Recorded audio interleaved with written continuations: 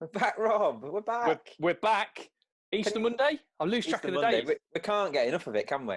We love it. I tell you what, Joe. We keep saying it, don't we?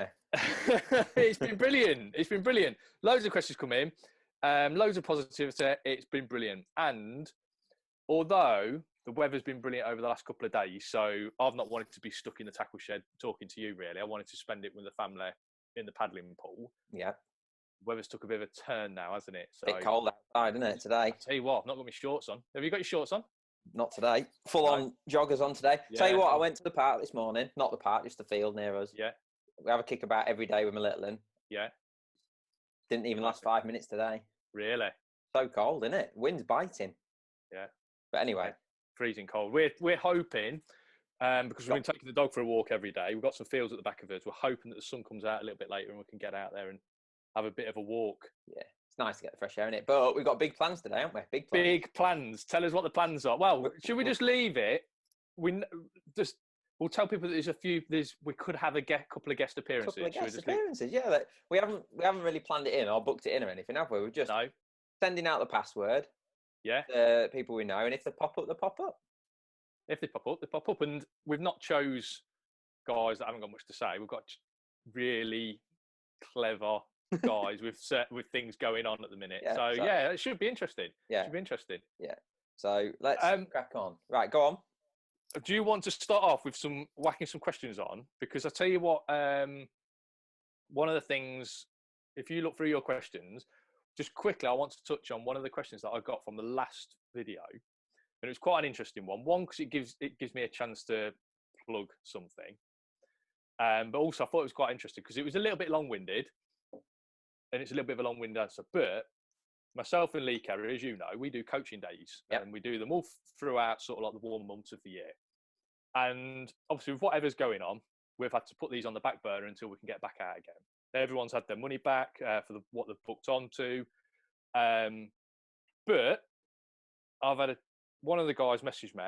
He was coming to the Glebe coaching day, which I think would have already gone. Like I say, I lose track of the days. But he was coming to the Glebe coaching day, and that day was all about commercial carp fishing, springtime sort of carp fishing. He just wanted to know how would the day have gone and what methods would we have touched on during the day. So he wants almost like his whistle stop coaching day online. So the day goes like this. Either Lee or myself spend a morning fishing. And what we'll do is we'll set up our kit from start to finish. So I think it's really important on any coaching day that I do to set up in a really structured way. So from the minute I get to the bank, before I even put my box down, my sort of fishing session starts because I set up in a really structured way. And that means I can keep an eye on the water and keep my eye on little triggers that's going on. I can keep my eye on where the fish might be, maybe notice things that's going on around the lake. Lee's got a very similar mindset with that.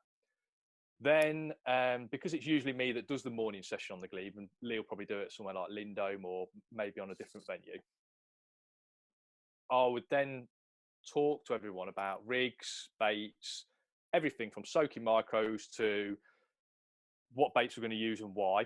Then I talk to them about the rigs. They can see we'll even make up a rig on the bank, and it probably goes on for maybe 3 hours that morning talk. And at the Glebe, we would have been concentrating on short pellet fishing because I believe short pellet fishing, if you can catch a fish at 5 meters, as long as you can hold your pole at 13 or 14 meters, you'll catch the fish there because the feeding is exactly the same. So it's interesting to get used to the feeding in the rigs at 5 meters because it doesn't make any difference whether you're doing it at 5 meters or 13 or 40 meters.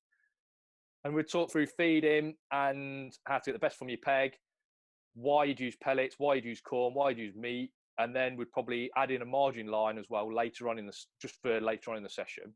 And then we'd say about 12 o'clock, 12:30, see you later, lads, go back to your peg and go and catch some fish for yourself. And what all the lads do, probably like a dozen lads, maybe up to 15, we'd cap it at 15. They'd go back to the swims and they'd catch a few fish. And then me and Lee would walk around individually and spend maybe half hour, an hour with each guy throughout the course of the afternoon, talk to them about different things. They might not have picked up enough from the morning session. They might just want to learn a few extra bits for the afternoon. And then we'll talk to them about key times and little triggers, what time of day the fish are going to come in the edge and things like that. So that's what we would have covered. Unfortunately, we're stuck at home. We can't do anything about it. But I mean, not blowing your trumpet or anything. It's they're brilliant sessions, aren't they? People get loads out of them. Yeah, as and good value, I'd say. Good value, and again, both Lee and myself, it's nice. Obviously, everyone gets a goodie bag as well. We'll try and get a goodie bag from either Dynamite, Preston, Sonu, Midi, whoever we can get something from. We'll give a goodie bag to everyone. Relevant products for the day, and we get quite a lot of messages, afterwards. Yeah. Cheers for that. Really interesting day, and we've got our own website for it that I'll probably put in the comments, but I'm not going to start plugging it that heavily. But we've got our own website, and we get a hell of a lot of repeat bookings. Hell of Brilliant. A lot. And sometimes, if guys have been on it before, it can be a little bit difficult to add something, because I feel in a day we just go and we give everything out, everything we can. We spill everything, so it's quite difficult to add something to repeat. Do you get many people who've been on the group do want to book a one-to-one with you afterwards? No, hardly ever. And Really? what we try and do now, no, they don't. Try and push into the group. Having said that, my last coaching session, just before this lockdown happened, was a guy who had been out with us on the group sessions, and he wanted to refine his sort of skimmer approach at Boston. Yeah, so nice. I think for that level of angler, when he's got a match coming up, because this guy, obviously his match got cancelled in the end, but he had a match coming up. It's those sort of, it was perfect for him. He'd obviously got a contact, and he thought Rob will help me out with that. So perfect. Yeah, I think we cover quite a lot in those group days. Obviously with Lee Carey, this quality speaks for itself. We've got two really good anglers, and two brains is better than one a lot of the time. No, it's fantastic. I mean, for the money, can you imagine, like, I know it's it's different sports and stuff. Can you imagine if you went out with like Ronaldo and Messi for like? Yeah, I'm not too sure with Ronaldo and Messi. I know, but do you know what I mean? It's like a top level footballer. Yeah, of course. So I've had golf lessons, and it's whatever it is. It's 30 quid an hour. It's and that's for just a general pro at the course who is just a pro. He's not a guy competing in big competitions. No, I think there's a lot of angling coaches out there. Andy May springs to mind, Jamie Hughes. And some great guys, isn't there? Yes, they're great guys. Get out and get a day's coaching if obviously you get a chance to do it. And it fast tracks you so fast. Obviously, we offer the group days. I think Lee offers a few individual days. I offer individual days. Andy May, Jamie Hughes, depending on what sort of area of the country you're in. And give them a go. What you specialise in. If you've got the money and you've got the resources and you want to get better, it's a really good fast track. Really good fast track. So that's enough. That's enough for that. I knew it was a long-winded question. There's a lot of plugging. That is a lot of plugging. I didn't want to cover it last time. Yeah, it was. Yeah, it was. But a good bit of plugging, I'd say. Yeah, nice. I'm all right with that. Can I give a plug? Go on then. Because this is for both of us. Look at this that landed on my doorstep yesterday. Match Fishing Magazine. Can you see it? Yeah, I can see it. Yeah. Look at this. Am I in Match Fishing Magazine this month? We both are, one after each other. Really? So there I am. Doing a feature on braid and mono, and then you are. I remember you telling me about that. Doing an expanders on the next page. Looks like makings. Let's have a look. Yeah, makings. Oh, it's expanders in a feeder fishing, skimmer feeder fishing with expanders. Nice method, that.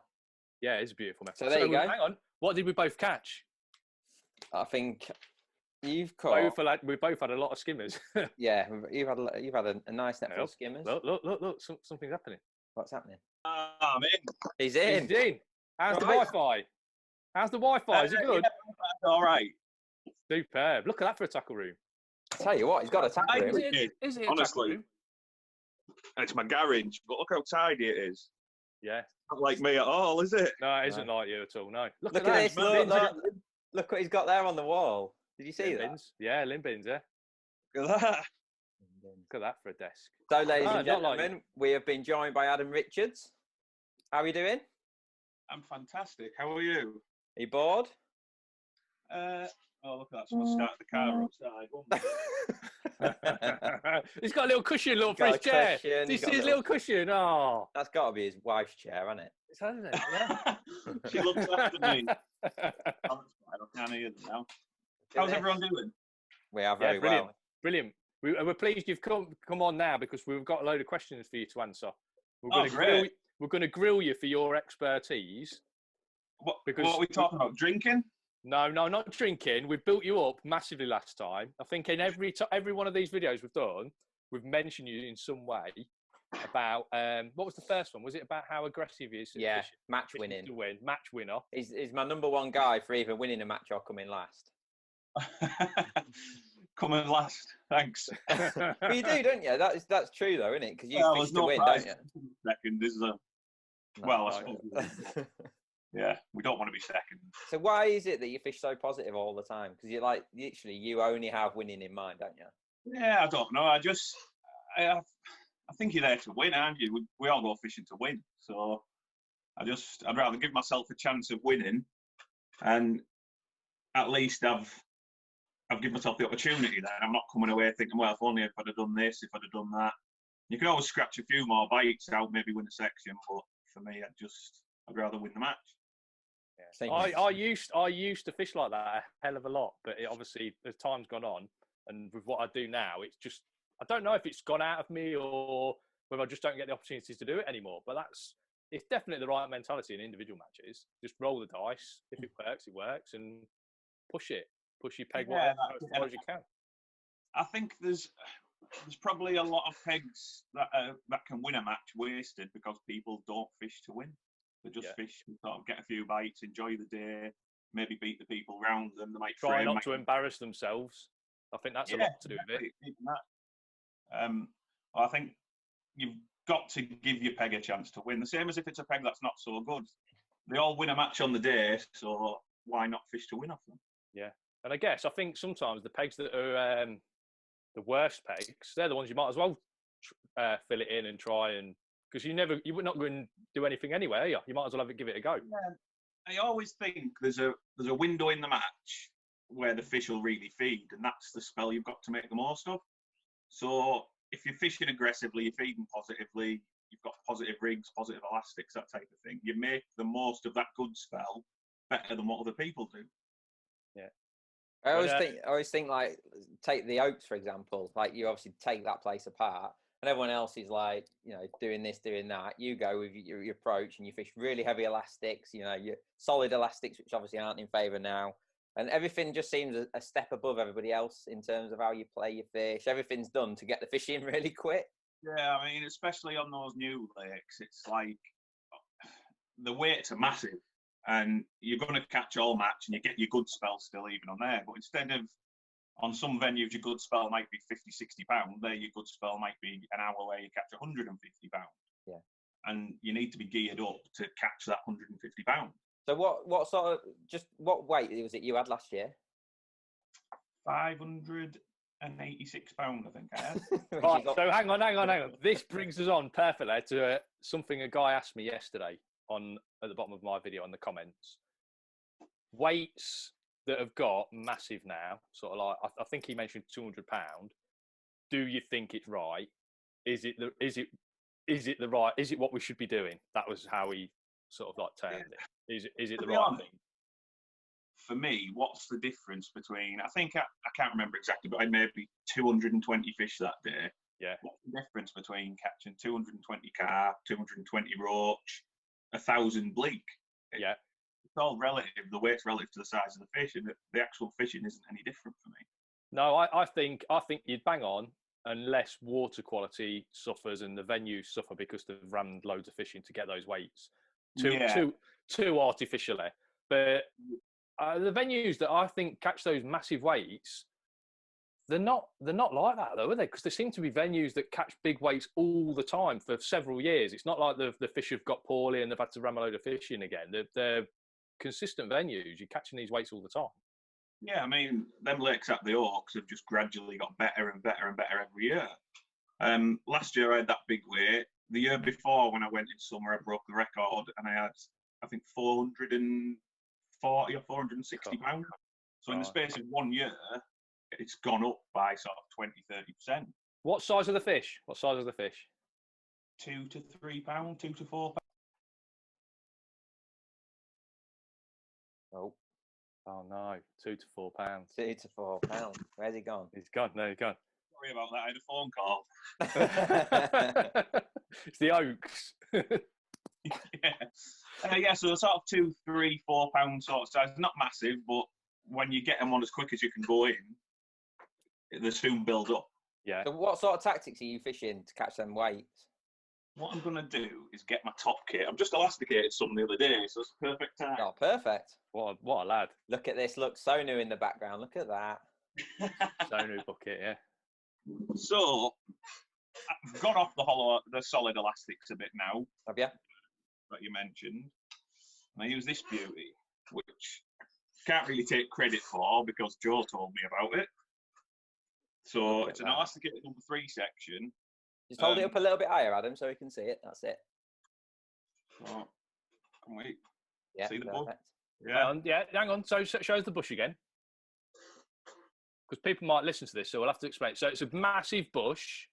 Yeah, what number 3 the outside bit, if you can see here, that is actually an insert, a pipe insert. That you put Okay, so what you've done is you've took the number 2 section off totally.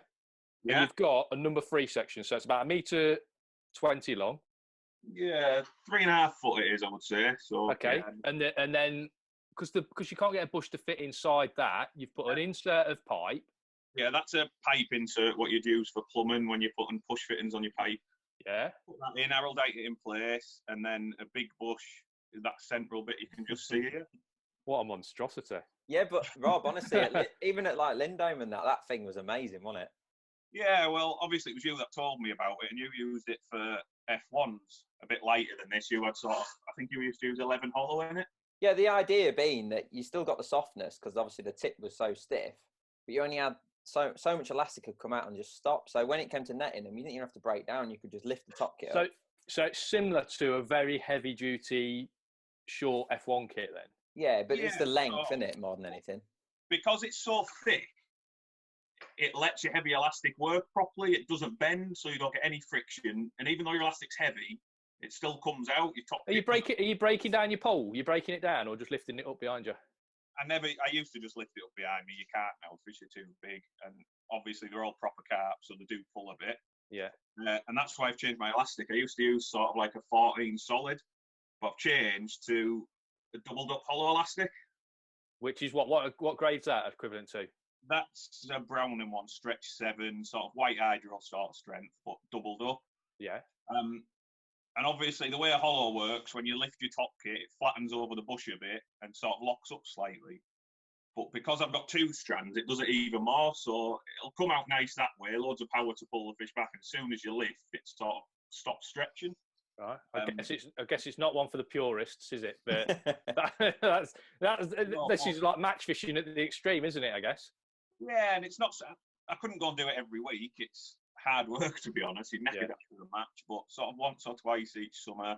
I tend to go there early in the year when the weights are a bit lower, and I'll go maybe twice in August when the weights are really big, just for sort of a bag up there, see how much you can catch type of thing. It's worth saying about the fish health there, because the fish are in really good condition, aren't they? Like, they're amazing considering they don't have to stop the place. It just ticks over every year, doesn't it? It's amazing, really. Yeah, there's never been a restocking since they opened, which was 12 years ago, maybe. Fish are in brilliant condition, not a mark on them. Fight as hard as anywhere I've ever been. So, yeah, there's definitely no problem with fish welfare. There's a net limit of £70. So most people have maybe £50-60 a net. Fish are well looked after that way as well, and generally get fish for maybe 2 or 3 times a week. Yeah. I've noticed on venues that are quite heavily pleasure fish by maybe anglers that aren't quite as experienced. That's when you do seem to get problems with fish, as they get bashed around. People want a picture of them. They put them on the concrete and a towel, and they drop them. And I know match anglers get a real bad rap for obviously mistreating the fish, but I think it's a little bit unjust because we hardly ever touch the fish anymore. Fish is in the landing net. We unhook the fish. We don't lift it up. We put it in the keep net from the landing net. The fish is in the net for sort of maximum 5 hours if you've caught it on the first cast of the day, and then we put them back. It's not a case of a pleasure angler sitting there all day ramming a net full of fish dragging it up the bank, you know, old school style. And I think even with extreme type of tackle, sort of this type of thing, it's not that heavy. It's still set soft. No, I can see when you pull it out, it's really soft. Yeah. Yeah, exactly. So, but there's not much of it. It doesn't stretch that far. It powers up quicker. Yeah. So it's not like you're dragging them in and ripping hooks out and that type of thing. The elastic's still doing its job, probably more so than what it would on a rod. You probably put more pressure on a fish on a rod. So you're just in control, aren't you, with that kind of setup? yeah, exactly. All it does is, as it comes out, as you're seeing, that first bit comes out okay. As it gets to sort of 3 or 4 foot of it out, it just powers up a lot quicker than what a standard single length of elastic could do. And obviously, because it's hollow, it's not going to snap. Whereas solid elastics, they can snap, can't they? Yeah, that was the other thing as well. When I first started using them top kits, I used them at Lindholm on Benny's, and I had a couple that did break. I think the fish was small and was sort of 8 or 10 ounce, and I used an 8 to 10 midi high vis solid. Yeah, and it was absolutely brilliant for them. But you might catch 200 or 300 pounds, and all of a sudden it just breaks because it can't take a hammer. It's intense fishing, that is, isn't it? Yeah. When you think of that, that's 400 fish, isn't it? When they were that small. Yeah, I think I fished a few rovers on there, and I counted one match, and I had something like 620 fish. Oh, don't even talk to me. That's crazy. Right, I tell you what, leave me on because of the gear. A bloke here, and you use. Do you still use your Malman floats? I bet you. Well, you do, yeah. Yeah. Side eyes, because obviously we're talking about bagging. Are you changing like the float that you use? He wants to know about side eyes really, but I think the float in general is important. So, side eyes, bristle side eyes, side eye in the body, rubber on the stem. Same float that I use. This one's a bit battered. I've obviously had it a long time, but I've used them about 15 years, I think. That for all my shallow fishing, and they've just got a standard side eye, nothing different about them. Yeah. Obviously, Gaz's floats are really well made. They don't pull out. Right, show that. Put that up again. So it's a little dibber style. Yeah, I've got some. Yeah. Yeah, standard side eye. Wire stem. Is it? Yeah, it's a wire stem. Sorry. Yeah. Flexi wire on his new ones. And that's pretty much the float I use all the time for shallow.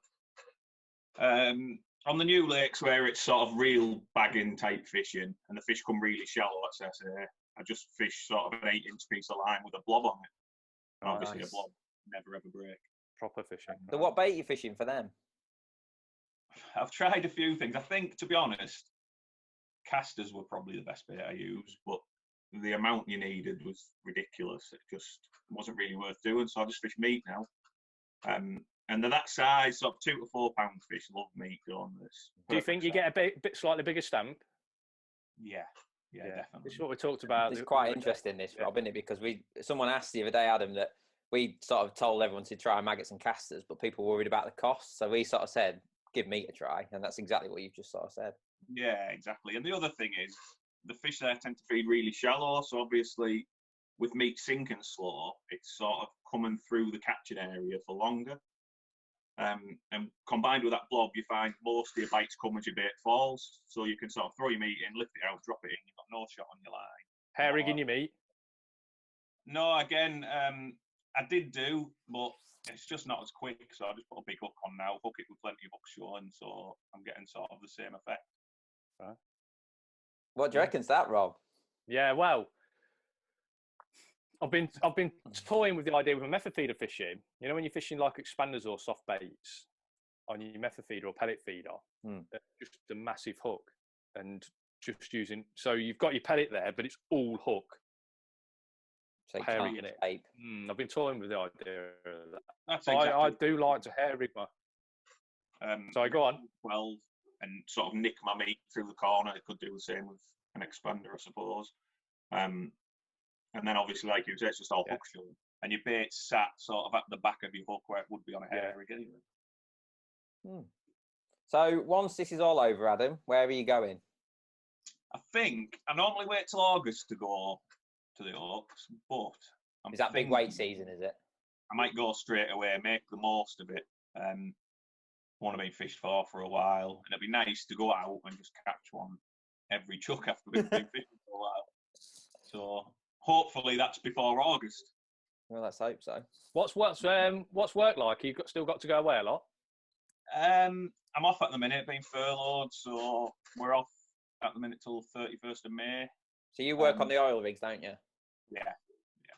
Are they open or are they still shut? Still open. They've cancelled a lot of work.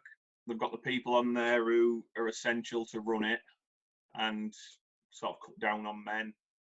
So skeleton crew basically. And what's your general sort of shift patterns? Depends where I'm at. 2 weeks on, 3 weeks on. Depends on what rig you're on, and where. Generally 2 or 3 weeks away, and then equal time at home, maybe a bit longer. So that's nice for you to get it. Obviously, when you do get back, you can get your teeth into your fishing. Then, yeah, it's just hard. Obviously, you go away for 3 weeks. A lot can change in 3 weeks now, can't it? So, especially this time of year, sort of coming into the warmer weather and going away from the warmer weather as it cools, things change a lot in 3 weeks. Middle of summer, it's not so bad. It stays the same. But yeah. I mean, we've had some beautiful weather, haven't we? Last probably 5 or 6 days. But I don't know whether how much of an effect that would have had on the fishing, because obviously the water's still cold. Was it maybe 2 or 3 years ago we had a really warm sort of end of March, and everywhere seemed to go crazy early on. Yeah. But yeah, I think length of the day makes a big difference, doesn't it? Amount of daylight and that type of thing. So, yeah, all them little triggers, all them little cues that they're going to stop feeding. It's just nice for us to be sat out in. Yeah. You see these pictures of the commercial fisheries, don't you? And the fish are just sat there. You can see them at the minute, can't you? They're just chilling on the top, aren't they? They're just chilling. I've seen a few videos from Messingham Sands when he's feeding them, and it's unbelievable. Yeah, the fish are just gagging friendly. I dread to think what them pegs will be like, where they've been getting fed when someone's about to go and fish again. Yeah, it's ridiculous, isn't it? I need something like this. Might need to go up a grade. Yeah, might need to step it up a bit. So, Adam, before you go, give us 3 top tips to win these guys more matches this year when they can get fishing again. On the fly. My first one, be positive. You see so many people draw a peg and sort of first thing they want to do is mourn. It's no good, rubbish peg, not going to catch anything. But you're never going to go to a peg with that sort of attitude and win a match. So the way to think is go there, think on a commercial fishery, every peg has won a match at some point. Go there and think like that. Think I can win the match. There's fish in front of me. There's enough fish there. I just need to figure out how to catch them. Second one, make the most of the good spell. Just keep yourself in contention if you can. Catch a few fish, keep putting something in the net. And at some point, generally last couple of hours, last hour and a half, you're going to have a really good spell in your match. Make sure you're geared up to make the most of that spell. Third one. Oh, you put me on the spot now. Yeah, that's the point. A normal bloke could say prep, but obviously, no, come on. You're like me and like Joe, I suppose, that we're not bothered about the prep. We're just going fish. Yeah. Third tip. They all just keep going on about being positive, don't they? Which isn't like me. Hey, look, another one. Have we got another one? Is the IBS on? The IBS is on. Oh my God. I can hear you through my headset. Yeah, we can hear you. Yeah, we can hear you. What are you doing? Playing Call of Duty? Well, he's got proper gear. Can you see Adam as well, Simon? I can, yeah. How you doing? We've had Adam on telling us his top tips and how he catches what, £500? Yeah. £500 when he goes Simon, to the what do you reckon to £500 weights? I think it would be tough for me to achieve that because most of my fishing's done with silvers, so I think it'd be tough for me to achieve it. But I think I've got pretty close to the old 300 every now and again on an odd venue, but it's probably not something I'd be capable of to be on my level of competence, I think. Right. So the reason we've got Simon on, not to show us the most famous extractor fan in the world at the minute. It probably is, actually. I think it is, because Simon's doing live feeds every day. Are you in on it, Adam? Yeah, there's something wrong with my phone. Oh, I can only see myself. I can't see anyone else. Oh, you can't see it? Can you see everyone now? Oh, he's gone. He's gone. No, oh, no. I can see me. That's all right. You I'm only not need to to see see Joe yourself. now. I don't know what's happened now. You only need to see yourself. You're on the gallery view if you can get on that. Yeah, I think that's where you're talking about catching £500 being beyond you. I think computers are beyond me and phones. Yeah. You've done all Oh, right there so we far. go. I've got it. You got it right. So the Simon- international banking sensation The has international come up with banking something sensation. new, hasn't he? Well, I don't know whether it's new. I mean, I just think, do you know where it came from? I mucked about last week with a few of my pals who go to Whiteacres quite regular. And it kind of became a thing, this virtual fishing. I think it was an element to stop us going stir crazy to a degree. Then I think we sort of got to the point where we thought, and it was actually a conversation that was born out of one between myself and Matty Parsons down in the southwest. And we sort of thought that we could do this and charge people to join in with the banter, and raise some much needed funds for the NHS, and that's pretty much what we've done, really. So it's So just for people who don't know, because you might not believe this, but I'm not actually on Facebook at the minute. So this has totally gone over my head. Like, so what is it exactly? You're running a virtual fishing match, or? Yeah, so I've done a 160 peg festival at Whiteacres purely because the Whiteacres festivals have got cancelled. I've charged people £10 to go in it. So we basically start off the fundraising with £1,600 that all goes into the NHS. I think the important point to land in this process is that nobody's actually going to make a material gain from this at all, with the exception of the front line. So all those people have donated their own money, their own £10 to join a competition that exists only in my head, which is a slightly dark and worrying place for most people in society, I would imagine. But the only things that are legitimate about it is the money going to the NHS, and then the draw. Simon, let me stop you there. The money going to the NHS, because we want to touch on that properly. Yeah. How long did it take you to raise £1,600? How many hours did it take you to raise £1,600? So I launched it on the Friday night, saying, this is the idea. Put your name on the thread if you want to take part. And I said, I'm going to cap it at 160, which meant I could do 5 lakes, 32 pegs a lake. Okay, really straightforward from an admin point of view. And I said, I'll cap it at 160, but I want at least 50 people, or I'm not going to do it. If I can't raise £500 for the NHS, I'm not going to do it. Within 2 hours, I'd got more than 160 people saying, I'll pay £10 to go in it within 2 hours. So the next morning, I went to bed then because I was overwhelmed by the response. I then private messaged everybody because I didn't want to put like the bank details on Facebook. So I sent them private message to everybody. And within 12 hours of me sending that private message, I'd got £1,700 in the bank. So some people had paid more than £10. They said, I'll pay 20 or I'll pay 50. And I think at the minute we've got £1,720 in the bank account. But that really took less than 24 hours to achieve that. Brilliant. Amazing. Just shows what can happen, doesn't it? Well, I think it does. And I think the context of this is quite important as well. I mean, I'm quite lucky. I mean, I know, you know, there's a bit of a thing with this alter ego about the international banking sensation. It's a joke against myself, let's be honest about it. But I'm quite lucky, really, because I have got a pretty good job, and we can have a sort of a giggle about that factor. But some of these 160 people that are out there right now, they're furloughed and they're not earning as much money as they would have been previously, or they're self-employed and they're not getting anything at all. But they've still found a way to push £10 into something that's going to ultimately be a benefit to somebody else who's trying to tackle this problem at the minute on the front line. And I think that it's easy to forget about that, you know, that some people are actually facing hardship themselves, yet they've still stepped up to the plate here and decided that they're going to help other people, even in the face of adversity. And I think that's a very noble thing. Yeah, brilliant. Massive. Yeah, brilliant. Right. So you in on it, Rob? I'm in on it, yeah. I've drew. So to talk about how it goes, because I've drawn today. You did the live draw yesterday. You're doing live updates on your Facebook page. I am, every yeah. day. Yeah. I drew, obviously, my drawing arm. Your drawing arm probably isn't as good as mine.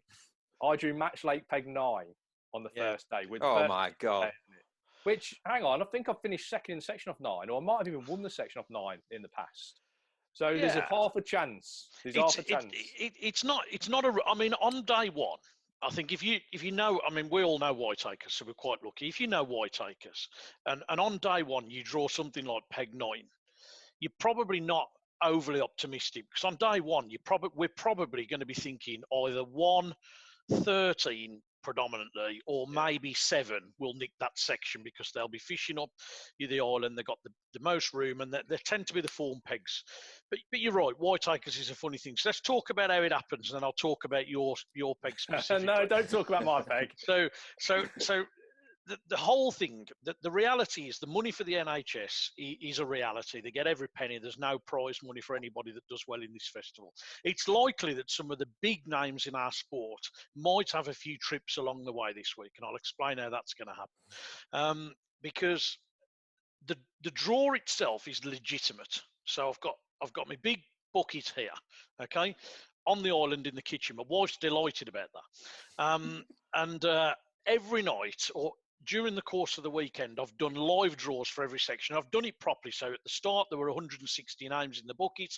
The first 32 were following. The second 32 were section B and section C and section D, and so on. Just like a normal Whiteacres festival. Yeah, like a normal draw would be done, yeah. And then once I'd got the 32 pegs for each of the 5 sections, obviously they will rotate together as you normally would through the festival. And then I did 5 live draws yesterday, 1 o'clock, 2 o'clock, through to 5 o'clock. They took about 10 minutes each, where I drew the pegs out for the anglers in the order that came out on the previous evening. So, for example, you were in section A, Rob, with myself, and I drew the peg numbers out in the order that they came out in the draw from the previous night. And then I'll roll that down about 6 or 7 anglers today, and again the next day and the next day, so that everybody gets a chance to go into the bucket early. But the only part of this that's legitimate, other than the money, is the draw itself. I don't rig the draw. I don't put the superstars on the worst pegs and the not so superstars on the best pegs. The draw is legitimate, how it would be in a normal fishing match. That's where the legitimacy of this campaign ends. Does it go to World Wrestling Entertainment after this? Yeah, so you're then at the mercy of what goes on in the murky depths of my brain. So you're in charge of the wind. You're in charge of whether there's some extra fish stocked in the lake. You're in charge of someone maybe even getting disqualified, are you? Yep, definitely. So John Winkup last week, when there was just 32 of us, 36 of us last week having a muck about just as a group of mates, John Winkup didn't weigh in the one match and wheel spun out the car park in a tantrum and all that, which caused a bit of fun. But I think what we'll probably see this week is we're definitely going to see 1 or 2 anglers take too much bait to Belingi. And they're going to be anglers who are perhaps slightly more high profile. So we'll have a bit of fun at their expense. And I think really we'll just see where we end up. But what I can tell you, I probably shouldn't share this secret, but obviously after the draw last night, it's brilliant now, because if I log my phone on, everybody on my phone now, if I go through my Facebook feed, everybody will be telling everybody how they're fishing their match, what they're catching. It's absolutely crazy. We're all grown adults. I've got a WhatsApp group that's going mad as we're talking, because we're stopping in an imaginary lodge with Martin Howard and Jake Fowles. We've got an imaginary lodge, and the WhatsApp group's going mad. Jake's telling me what he's caught. The chav, Martin Howard's telling me what he's caught. It's just brilliant. It's just good banter, because we know roughly how the lakes will fish, or in our heads we do. So it's a load of rubbish. But in a way, it's the rubbish that's keeping us sane, and it's keeping. I think what fishing has got above most other sports is an element of camaraderie, and we perhaps take it for granted when we're there every weekend, and we don't perhaps view it in the way that we do when we can't see people on the bank. But there is an awful lot of camaraderie in angling. There's a lot of people who support each other, help each other. They're in communication all the time. They talk to each other, and all of a sudden we've stopped doing that, and we can now only do it electronically, and we can only do it made up in our heads. So that's kind of what we're trying to do. But there'll definitely be some slips this week from some of the stars, I think, and they'll even be, on good pegs. I'd love to even see on good pegs. Yeah, the wind's going to be going in wrong directions. People are going to break a pole. There's going to be disqualifications, and I don't know. I won't try and predict 2 wins, and I won't try and force that. I'll let the results do what they do and work through to the end of the week. But it might not necessarily be Andy Bennett this time around, or Paul Holland. Who knows? Yeah. Who won it last week? Bennett won it last week. Bennett won it last week, and I think the silent one, Phil Canning, was second, the most secretive man in fishing. And I think third was Mushy, but everybody said that Mushy was only third because he's my best pal, and that's That's probably true because his record ain't very good at white acres, but he's a good lad though, so we'll see. So how it goes. just go. You can't even get out on the bank. No. No. Can't go fishing and still winning.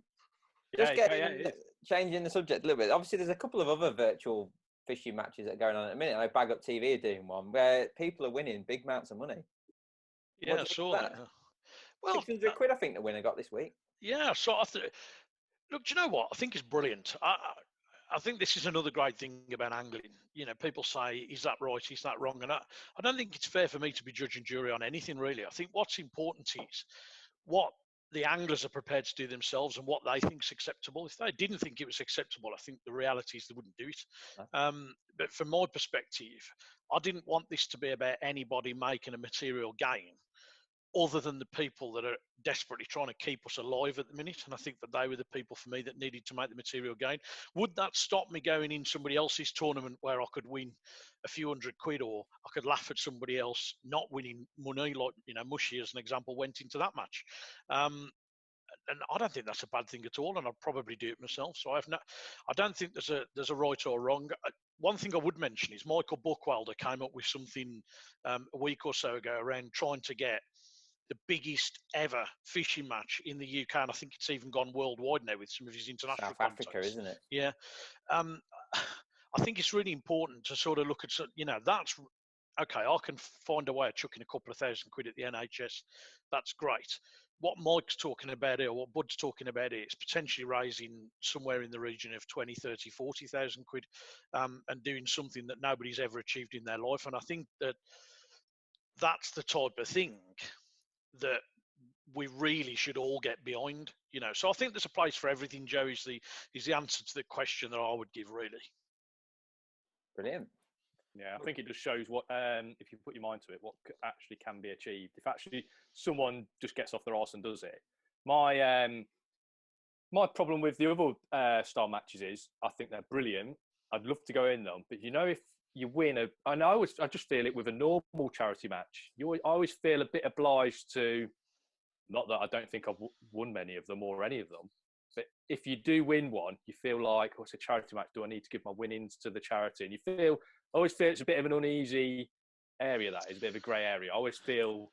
Yeah, I can relate to that. I'd feel a bit guilty because I've won a charity match and it was for charity. Do I give the money to the charity or not? And how does this work? I can definitely relate to that. And I'll tell you where I had I didn't have a moral dilemma, but I had an issue in my own mind when I came up with this and what I thought the concept should look like. As many people know in the fishing world, and they take the mickey out of me because I'm a little bit overweight, but last year I ran the London Marathon, and over the last 10 years, I've raised quite a lot of money for Alzheimer's research and Dementia Revolution because it's something that's ravaged a lot of my family. And I've spent a lot of time trying to raise money through them. I've had a lot of help through my banking connections and through fishing and through a local club that I run. And I've raised thousands and thousands of pounds. And I did this, and I'm already in the middle of raising money for Alzheimer's research because I was supposed to be running the marathon in 2 weeks' time, but obviously it's been cancelled. So I'm now running it between the Maver and the Preston Festival, which will be interesting from a logistics point of view. But I'm in the middle of raising money as well for that. And then I've had to stop, put that on hold, go back onto Facebook, where a lot of people on my Facebook are not fishermen, and they think, oh, now he's raising money for this. That's a bit of an interesting twist. So there are these occasions that probe your mind and create sort of dilemmas that you've got to sort of try and conjure up a response to, or what the appropriate action is. But I just think you've got to go with your gut instinct. You've got to believe that what you're doing is the right thing, Rob, in that situation. And I've no doubt that whatever you've done in the past, it'll ultimately have been the right decision. That's what I would say. Yeah, of course. And what I like to do as well in those situations is not put myself in that position. So by just going into the one that you're running this week, where you know from the start, everything goes to the charity. You have not got to make a decision at the end of this. Everything goes to the charity. It's only a tenner, but once it all adds up, it's quite a bit of money. It's a lot of money, yeah. The decision's out of everyone's hands then, and it's just there'll be no accusations. That way you can have more banter because you can say, oh, he's broke his pole, the wind's changed, and no one's going to moan at you. No. Because there's no no one's going to benefit out of it apart from the charity. And I think that was definitely a key design principle, was to make sure this didn't become about what an angler could gain. It was more about what an angler can give. And I think fundamentally that's really the way I wanted to position it from day one. What I can say to you is that there are a range of abilities that have got into this festival, this virtual festival, ranging from people like yourself that have got that sort of defined international pedigree, right down to somebody that's never ever been on a festival at all, never been to Whiteacre, has never seen the venue, has probably fished club matches for the last 45 years of their life, and he's now a pensioner. So we've got the sort of the full range, right down to Perrin Winnick, who's obviously Big Tone's son, and I think he's about 12 years old now, Perrin, and he's joined the festival. But what's happened is, in this, a load of the angling companies and the manufacturers and the bait manufacturers and sponsors and all of that, I couldn't tell you, I couldn't list it now in front of me, all the things that I've got now to give away. So some of those people who are perhaps a little bit less well known and don't win things on the circuit will probably benefit from a few bags of ground bait and a bit of pellets and some buckets and whatever else. So, because actually most of the companies have been super kind and have donated some stuff that I can give away. And there's also one or two bigger things that I've had donated to me that have allowed me to find a way to generate more money for the NHS as well. So I've got, you know, a few bits of what you would call proper tackle rather than sort of terminal tackle that I'm going to be able to sort of either auction off or do a subsequent raffle for, and then just get that pot raised above the 1,700 that it's at the minute, or just over 1,700, sort of probably nearer maybe a shade over £2,000, I would think, by the time we've finished. So that's a real positive, I think, as well. What where can everyone find out about it? So your Facebook page? Yeah, definitely. It's obviously it's all over my Facebook page, but to be honest, I'm being tagged in by that many people that you're bound to find out about it somewhere. I've done a separate interview with Ricky Richards on Match Fishing Masterclass. I've now been contacted by the Angling Times, who want to run something in their magazine, in their paper. The results section. Online, yeah. I don't want to put the results in, yeah, that'd be good fun. And I've also been contacted by Andy Ford as well, who's trying to get a bit more of a sort of a more globalized audience for people to understand what we've done. I think there's another key point that I'd want to probably call out, is that anglers perhaps don't always get the best press, do they? So outside of the angling community, this is not inside. So outside the angling community, if you read the newspaper, it's an angler's bashed a cyclist over the head for going over the pole, or you know that type of stuff, fired maggots into a boat, and you know all the horror stories that we've all read growing up as kids and whatever. But I think that we don't always get the kudos as a community that we probably deserve, because if you look over the course of a calendar year, there are a plethora of events that go on and matches that go on that we get involved in, or this community gets involved in, and probably raise throughout the course of a calendar year tens of thousands of pounds for all sorts of different events, whether that's even raising money for things like getting our national teams to be able to go and fish internationally because they don't get support from elsewhere. I think there's a load of things that we can do, but we don't, or do, but we don't get the credit that perhaps as a community we deserve. And I think that doing something like this, perhaps that gives us a bit of a platform. It's a little thing, I know that. We shouldn't blow it out of proportion. No, but I think you're right. We should get a little bit more credit. People, but who should push that forward? That's the awkward question with that. Because usually the people that are doing this sort of thing, maybe yourself included, you've not been out and seeked any attention. They're not seeking the attention. They're not shouting out, look what I'm doing, look what I'm doing. They're having to wait for someone to come knocking on their door and someone else to blow their trumpet, and that's just not happening enough. No, I think I definitely didn't, again, talk about design principles earlier in the conversation, that it was never a design principle to get a huge amount of coverage or to get loads of people talking about it. What I wanted to do was send the NHS 1,600 quid. That's what I wanted to do. And we've ended up getting, and I say we because I'm not a one-man band here. I think it's important to remember that, I'm used to talking. I do it for a living.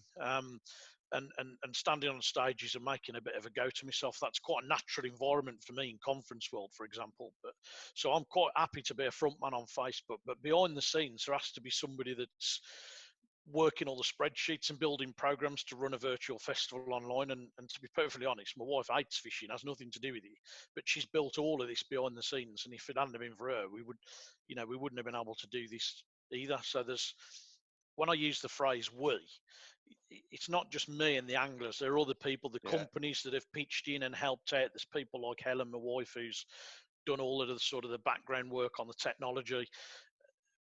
We've achieved some great things there. I didn't set out as a design principle to get loads of kudos or credit for it, but it has come and people have got interested, and now we've got to deal with that in the right way. Brilliant. Right. So one last question, Simon. What is the end goal? I think Ricky asked me this question, but from a slightly different angle. The end goal was to design principles were to entertain and for us to have a laugh and to maintain that level of camaraderie whilst doing something quite positive for other people. And the particular charity we're using is an amalgamation of a number of NHS charities that's been specifically set up to support the frontline NHS staff and the volunteers who are dealing with COVID-19 patients. So these are people who are real in harm's way of what's going on in society at the minute. And the design principle was to boost the funding within that charity to try and help them out a little bit. So there's no admin costs or anything like that. It goes directly into the front line. So really, what do I want it to end up like, or where do I want it to go next? There isn't really an answer for that. But what I want to achieve is by Friday night, we've had a real good laugh. We've brought the community closer together in terms of the fact that we can't go fishing, so we're all now friends with each other online. We'll celebrate the winners. We'll give a few prizes away that people have kindly donated to perhaps people who don't normally get them, and we'll send the NHS, or I'll transfer the NHS a couple of £1,000 and say thanks for everything you're doing. This is from the anglers around the UK. Brilliant. Let's crack on. Brilliant. So will you do another one? If this carries on, I think it might be the only fishing we get for the next few months. I mean, I'm already looking forward, Joe, to the Maver and the Preston Festival down at Whiteacres, because I'm pretty sure we'll be back fishing by then. The bit I'm not looking forward to is training for a marathon during the summer to get ready to hop from Cornwall to London, to run 26 miles, to get back to Cornwall and be ready to start the Preston the next day. I'm not looking forward to that, but if we're forced to do more online fishing over the course of the next few weeks and months, then so be it. Well done, mate. Right. All right. We're sorted with you. Just quickly before you go, where's your next venue? Where are you going fishing as soon as you can get out again? Well, I was due to be on the on the fish show at Viaduct last week, so I'll probably try and find a qualifier, Rob, as soon as I can. A big money qualifier. Nice. Yeah, that'll be my target. Cheers, Simon. Thanks I'll be in touch Simon. later. Hey, make sure I catch some fish today. We'll see. You're a legend. I'll see you in a bit. See you Thanks, later, Simon. All the best. Bye. He's off. Is he gone, is he? What do you think to that, Adam? Virtual fishing. You know what?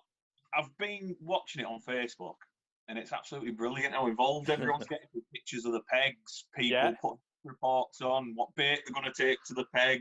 Oh. It's like a normal festival, other than there not being anyone in the bank, isn't it? I know. It's exactly the same. I did say to Simon, he's managed to get a bit of support from Whiteacres thing, just with some bait and things like that. Would have been nice to get a couple of free drinks from the bar, maybe, because obviously it's almost like we're in the bar talking about the day afterwards. And I think maybe if Whiteacres would have put some bits and bobs up, it would have been nice. I think he won't be short of people wanting to buy him a pint or two after it, though. No, I know. Fair play to him. No, it's brilliant, because it's obviously a lot of work. We laugh and joke, but it's a lot of work behind the scenes, isn't it? So fair play to him. Yeah, I think it'll be really interesting to see how fishing sort of changes after all this. I think with all this online stuff, and even things like these chats and all these companies doing live Facebook feeds and that type of thing, it'll be interesting to see what happens when we can go back out on the bank and how much of this type of stuff will still go on. I wonder if there'll still be the same amount of media, because I've noticed a couple of other people just cropping up, because obviously they thought, well, I've got a phone, I've got a bit of time, now's the time to set a few things up.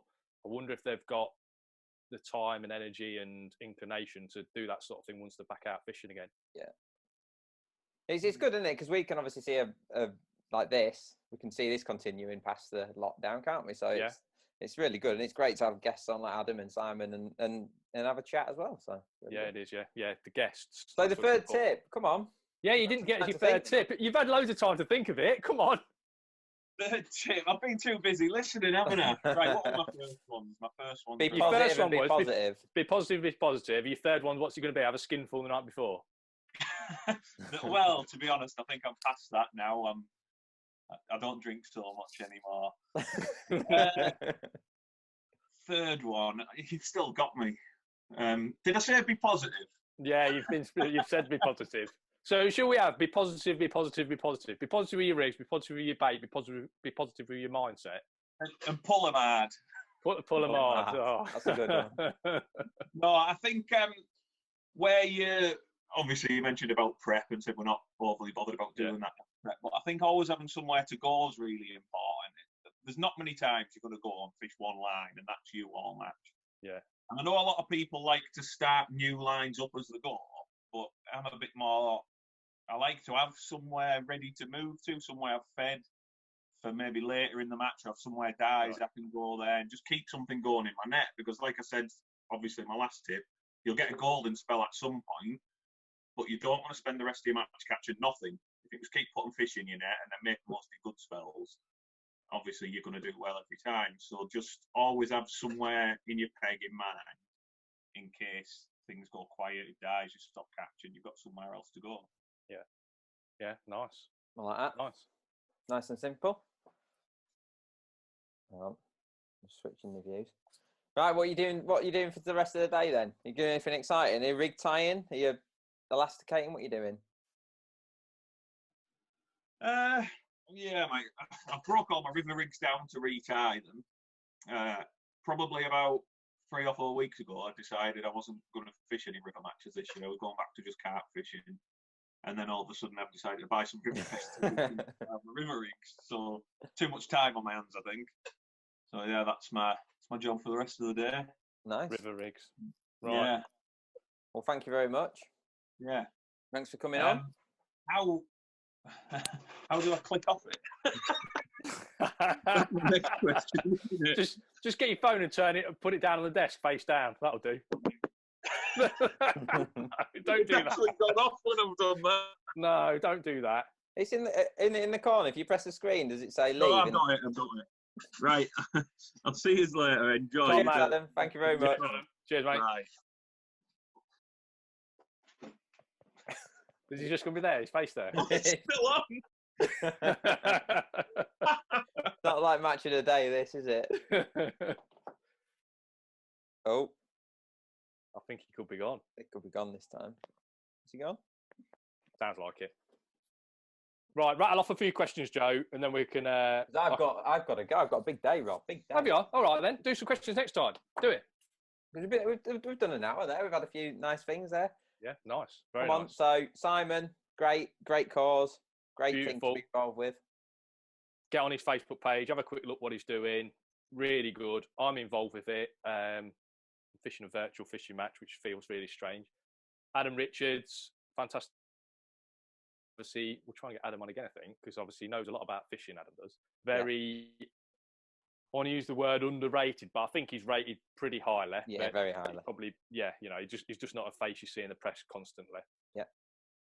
And we want some interaction from you guys. So comment below, tell us what you think, tell us what guests you'd like on, tell us any little topics you'd like to cover. And I think until next time. Thank you very much, guys. How do we end it, Joe? Stay safe. Stay safe. Lines. Stay home. Stay safe. Keep watching. Keep watching. Yeah, keep watching. Stay safe.